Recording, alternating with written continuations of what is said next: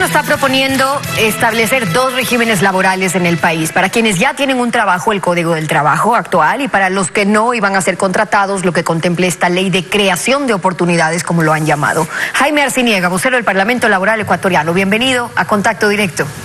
Buenos días, Estefi. Muchas gracias por la invitación. Buenos días también. Uno de esos puntos rojos que están tocando es plantear eliminar la jubilación patronal. Escuchemos lo que nos dijo el ministro hace unos días.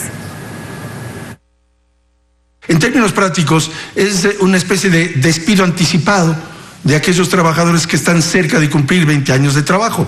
Lo que planteamos, para que no se dé aquel absurdo de que una persona, porque está cerca de cumplir 20 años en una sola empresa, en una misma empresa, pierda su empleo, es que se genere un fondo propio del trabajador, que lo vayas llevando en su bolsillo conforme pasa a diferentes empresas, porque ya no es como antes en que un trabajador se queda muchos años en una empresa, sino que va a algunas. Será voluntario, estimada Stephanie, será voluntaria la creación de ese fondo, que es independiente del fondo de reserva que lo pone el empleador. El argumento es que en la práctica solo un 4 o 5% de los trabajadores accede a la jubilación porque al restante se lo desvincula antes de que cumpla los 20 años en una empresa. Pero entonces, ¿cuál debería ser la alternativa para que no sea solo una jubilación individual como están planteando, sino también patronal, pero además aplicable? Bueno, mire, yo creo que el ministro de Trabajo debería hacer referencia más bien al tema que le corresponde como secretario de Estado, es decir, garantizar los derechos de los trabajadores. Hablar de que este esquema de jubilación patronal establece un despido anticipado, lo lógico sería que el ministro piense que debería establecerse una legislación que obligue a hacer las reservas matemáticas actuariales para cumplir con esta obligación de carácter legal.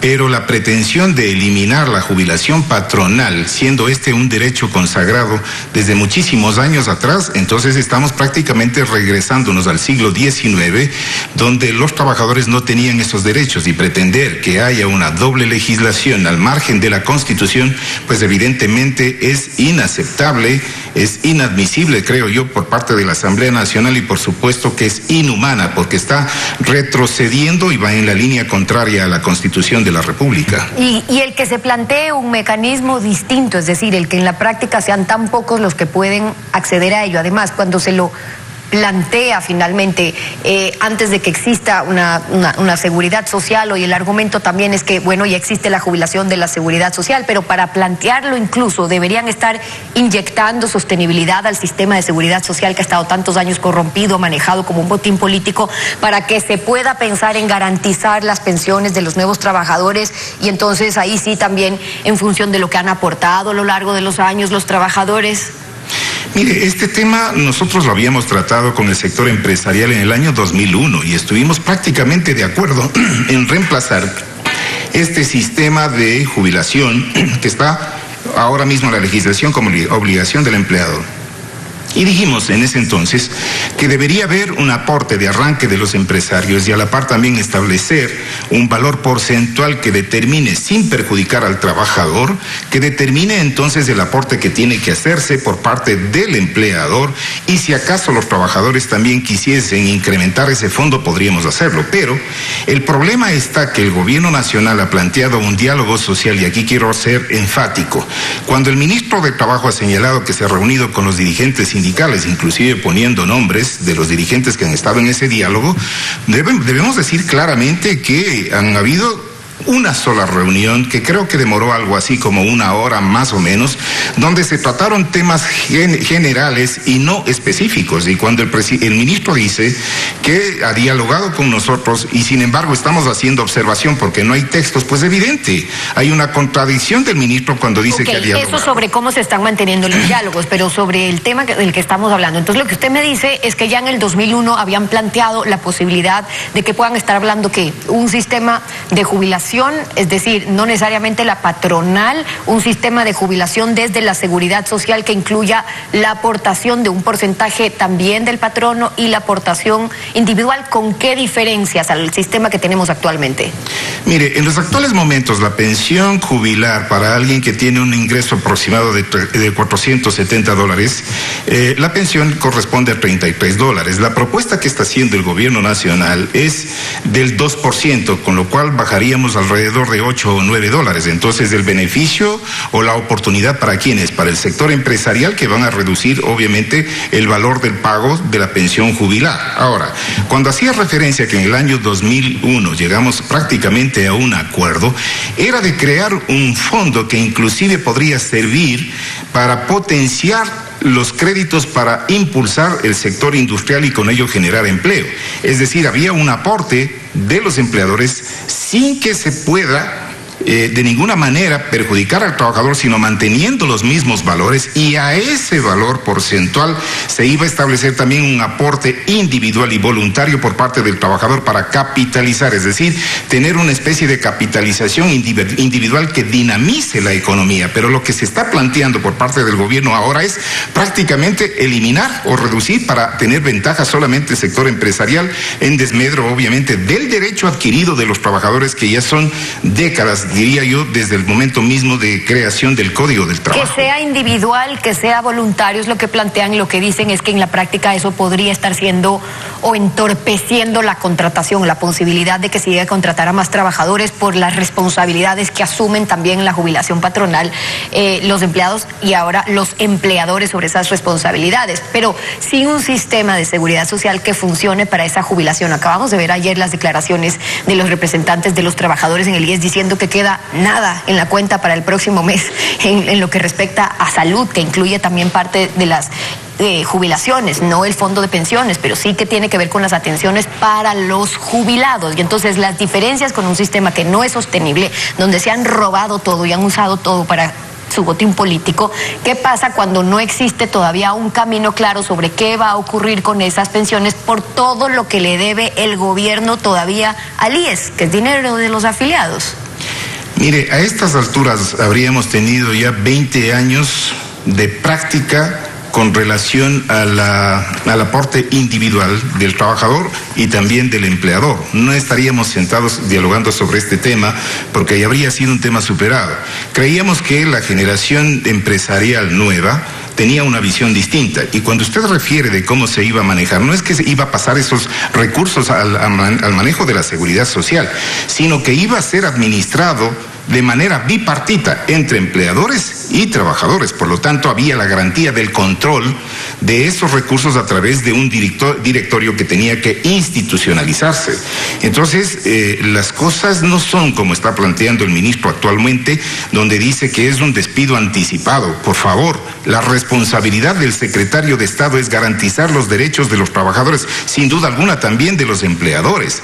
Pero lo que se pretende aquí es eliminar ese derecho y perjudicar a los trabajadores para beneficiar a los empresarios. Entonces, hay una enorme distancia y diferencia entre la posición del gobierno y la posición de los trabajadores. Ahora, esa es la posición que tienen en cuanto a la jubilación patronal. Han anunciado también que están buscando una mayor apertura para acordar entre empleador y empleado la distribución de las 40 horas de trabajo semanal. O sea, que no se limite de lunes a viernes, y en la práctica, ¿eso qué significa? Que el sábado, que el domingo se pueda trabajar sin que se reconozca ese extra. Esto debería aplicar para ciertas modalidades, como ocurre, extenderse a ciertas modalidades de trabajo, o siempre.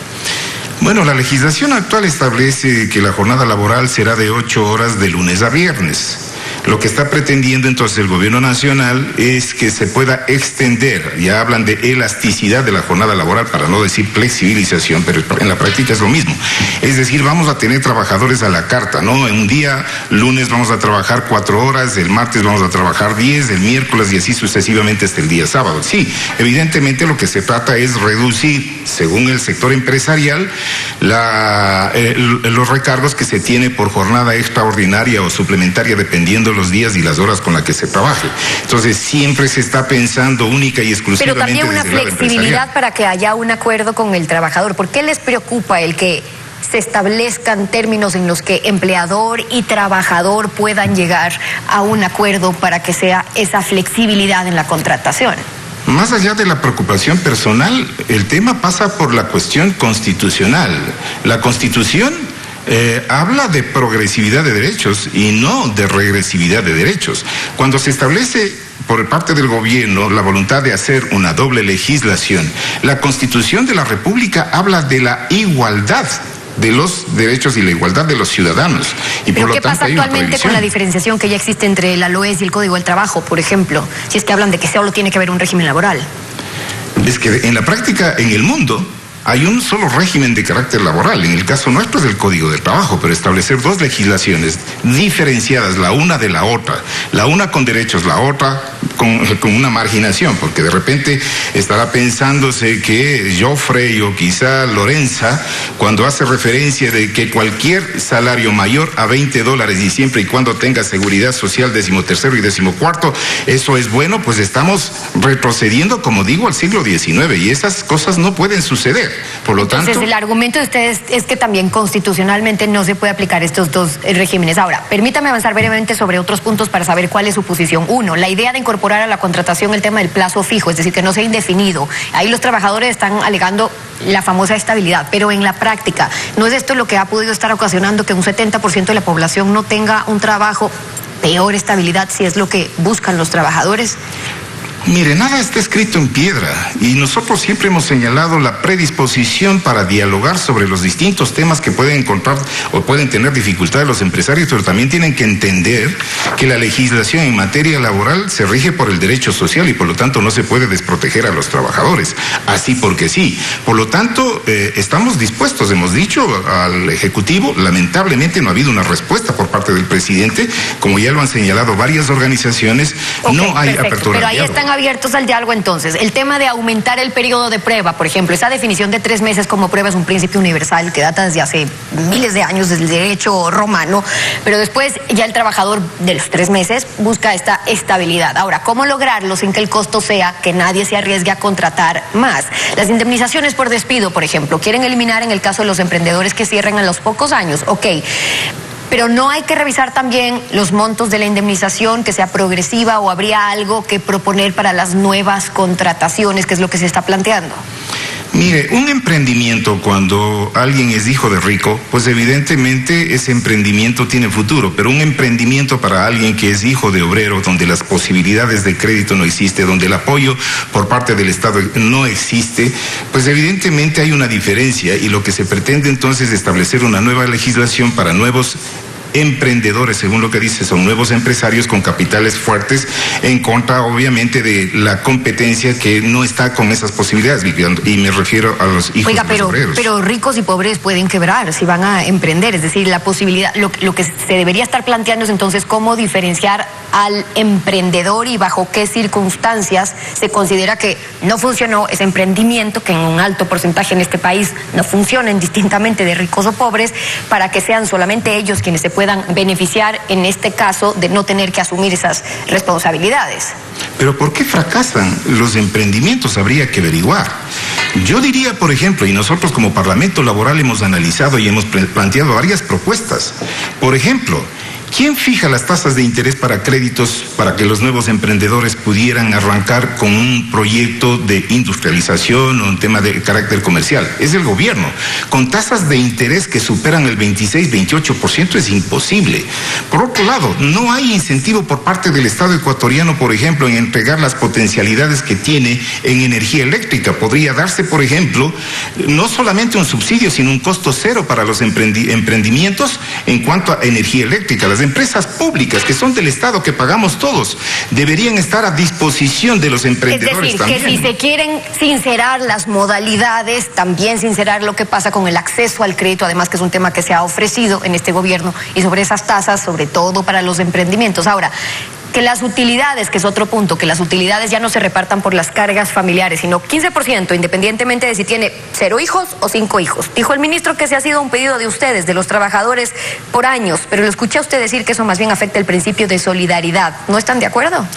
Pero por supuesto que no podemos estar de acuerdo con aquella tesis, porque les reitero, el tema del derecho se rige por el derecho social, ¿no? El trabajo se rige por el derecho social y va más allá de la defensa y el derecho que tiene el trabajador, sino hacia la familia. Y parece que el ministro no ha leído los considerandos que se tomaron en cuenta para aquella legislación, es decir, proteger al que más necesita. Un padre de familia que tiene hijos necesita más, y por ello es que se estableció que el 5% de las utilidades vaya en función, el reparto en función de las cargas familiares. Es diferente, en cambio, para un soltero o para alguien que ya dejó de tener bajo su responsabilidad a los hijos, y por lo tanto, cada cosa tiene su razón de ser. No es que no haya justificación, porque ninguna ley en el mundo, ni en el Ecuador, ni en ninguna parte, se puede establecer mediante simplemente criterios personales si no hay una fundamentación de vida. Pero cuando usted dijo que no está de acuerdo que con este tema se genere cierta división incluso entre los propios trabajadores, ¿es porque entonces hay trabajadores que sí están de acuerdo con que sea ese 15% independientemente de las cargas y quienes no, sosteniendo ese principio de solidaridad?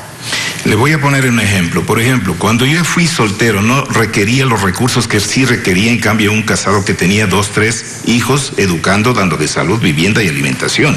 Entonces, lo lógico es que se establezca esa solidaridad por parte de aquellos que tenemos menor responsabilidad. Y por ello es que se fundamentó la ley bajo esos preceptos, y no es que no haya ninguna justificación, como ha dicho el señor ministro. Yo respeto la opinión, pero está bastante alejado de la realidad. Ninguna legislación en el país se establece si de por medio no hay una fundamentación y consideraciones para establecer entonces una legislación escrita. Y esas son algunas de las observaciones.